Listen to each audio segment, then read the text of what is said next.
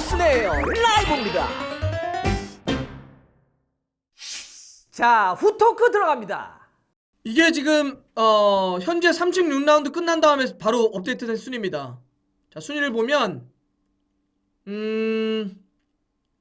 토트넘은 일단 안정권으로 갔다고 봐야 되겠네. 왜냐하면 5위 아스날과의 승점이 4점 차가 됐기 때문에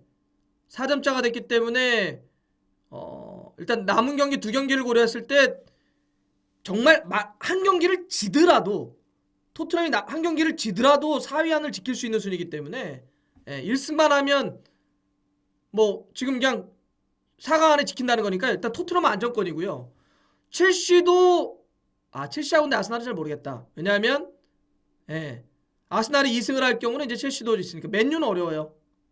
맨유는 어렵다고 봐야 될 것 같은데요. 맨유는 지금 이렇게 되면은 첼시하고 승점이 3점 차고 골득실도 저렇게 뒤져 있기 때문에 맨유가 이거로 좀 어려워졌겠네요. 물론 맨유도 물리적 이거 왜 움직여? 산술적으로 불가능하지는 않지만 일단 아스날이 이렇게 되면 기회는 살아났습니다. 아스날이 기회는 살아났고요. 만약에 여기서 뭐 첼시가 이겼다든지 이랬으면은 또 그랬는데 일단은 지금 맨유는 좀 어려워지는 분위기고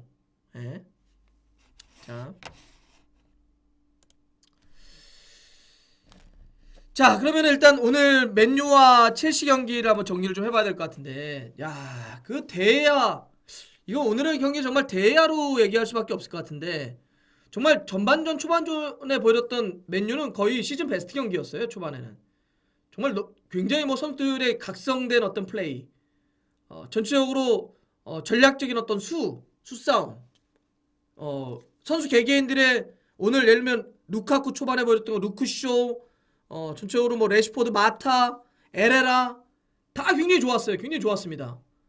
흐름 자체가 굉장히 좋았는데 그리고 골도 넣었고 골도 기가 막히게 연결해가지고 마타가 골을 넣었잖아요. 야 근데 그 정말 대야의 그 선택의 미스 볼이 리디거가 딱 쳤을 때 볼을 완전히 잡을 것이냐 쳐낼 것이냐 판단해야 되는데 애매하게 돼버렸어요. 애매하게 딱 그렇게 되면서 그게 리바운드 볼을 줬고 그 이후로 텐션이 확 떨어져 버렸어요. 맨유가 텐션이 확 떨어져 버렸습니다. 그리고 이제 그 문제는 그 다음에 이제 후반전에 텐션이 안 올라왔는데 문제는 그러면 텐션을 후반전에 올릴 수 있는 카드가 뭐냐면 올릴 수 있는 카드는 결국 교체 카드인데 교체를 썼던 선수들이 다 별로였어요. 특히 산체스하고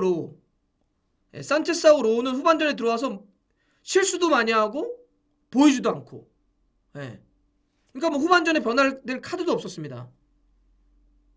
자 맨유가 그 대야의 어떤 그 판단의 미스 오늘 경기 앞두고도 계속 그 쇼샤르 감독한테도 대야 어떻게 할 거냐 최근에 좋지 않은데 변화를 줄 거냐 말 거냐 이런 얘기할 때도 일단 쇼샤르 감독은 최근에 부진만 보지 말고 시즌 전체적인 활약을 봐라 난 대야를 믿는다 이런 얘기를 했는데 결국 대야 쪽에서 미스가 나오면서 동점을 줘버렸고 텐션이 떨어지면서 끝까지 올리지 못했고 교체 카드를 쓰면서 산체스나 로우를 넣었지만 여기 좋지 않네요.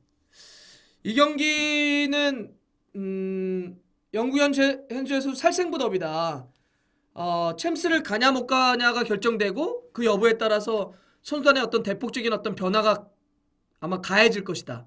그런데 오늘 이 경기 결과로 맨유는 물리적 가능성은 남아있으나 현실적으로는 굉장히 챔스 갈 가능성이 어려워졌습니다. 그리고 토트넘은 챔스를 다음 시즌 갈 확률이 매우 높아졌고요.